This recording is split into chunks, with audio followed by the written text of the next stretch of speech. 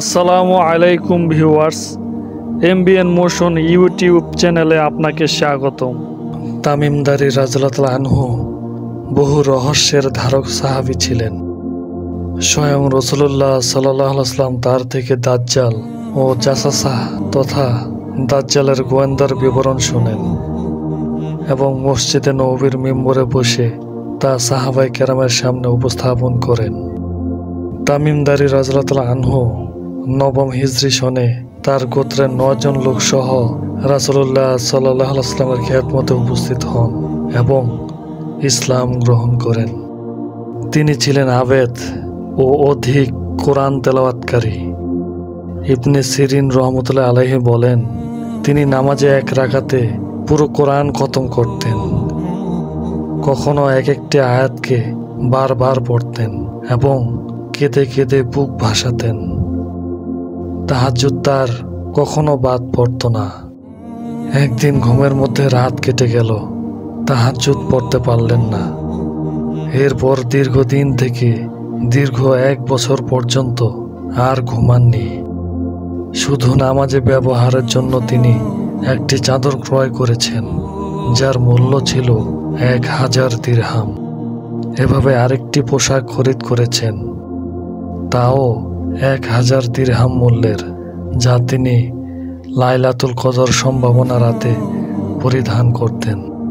তামিম দারি রাদিয়াল্লাহু আনহু একবার নৌ ভ্রমণকালে একটা দ্বীপে গিয়ে ওঠেন এবং সেখানে জাসাসা ও দাজ্জালের সঙ্গে সাক্ষাৎ করেন এবং তাদের সঙ্গে অনেক বিষয়ে মত বিনিময় করেন।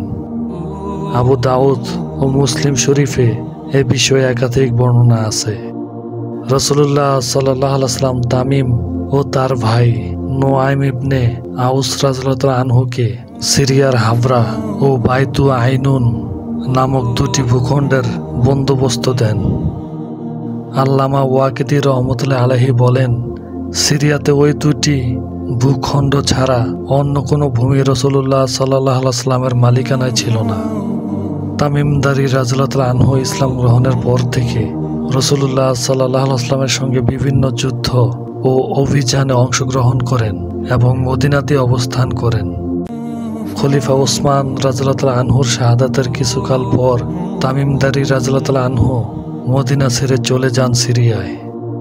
তামিম দারি রাদিয়াল্লাহু আনহু থেকে মোট 18টি হাদিস বর্ণিত আছে।